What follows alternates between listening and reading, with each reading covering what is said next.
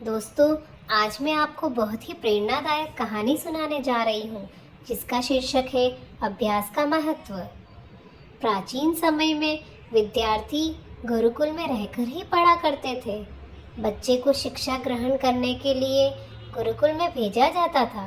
बच्चे गुरुकुल में गुरु के सानिध्य में आश्रम की देखभाल किया करते थे और अध्ययन भी किया करते थे। वरदराज को भी सभी की तरह गुरुकुल भेज दिया गया। वहाँ आश्रम में अपने साथियों के साथ घुलने मिलने लगा, लेकिन वह पढ़ने में बहुत ही कमज़ोर था।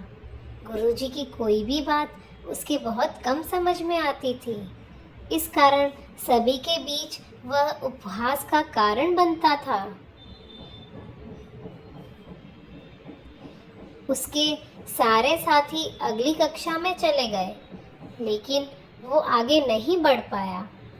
गुरुजी ने भी आखिर हार मानकर उसे बोला, बेटा वरदराज, मैंने सारे प्रयास करके देख लिए हैं। अब यही उचित होगा कि तुम यहाँ अपना समय बर्बाद मत करो। अपने घर चले जाओ और घर वालों के काम में मदद करो। वरदराज ने भी सोचा कि शायद विद्या मेरी किस्मत में नहीं है, और भारी मन से गुरुकुल से घर के लिए निकल गया। दोपहर का समय था। रास्ते में उसे प्यास लगने लगी। इधर उधर देखने पर उसने पाया कि थोड़ी दूर पर ही कुछ महिलाएं कुएं से पानी भर रही थी। वह कुएं के पास गया।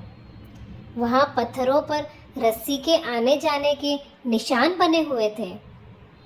तो उसने महिलाओं से पूछा, यह निशान आपने कैसे बनाए? तो एक महिला ने जवाब दिया, बेटे, यह निशान हमने नहीं बनाए।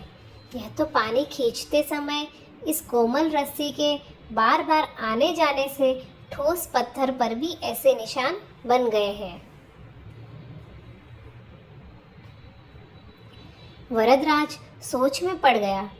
उसने विचार किया कि जब एक कोमल रस्सी से बार बार आने जाने से एक ठोस पत्थर पर गहरे निशान बन सकते हैं, तो निरंतर अभ्यास से मैं विद्या ग्रहण क्यों नहीं कर सकता। वरदराज ढेर सारे उत्साह के साथ वापस गुरुकुल आया और अथक कड़ी मेहनत की। गुरुजी ने भी खुश होकर भरपूर सहयोग किया। कुछ ही सालों बाद यही मंदबुद्धि बालक वरदराज आगे चलकर संस्कृत व्याकरण का महान विद्वान बना, जिसने लघु सिद्धांत कौमुदी, मध्य सिद्धांत कौमुदी, सार सिद्धांत कौमुदी, गीर्वाण पद मंजरी की रचना की। शिक्षा हमें निरंतर अभ्यास करना चाहिए।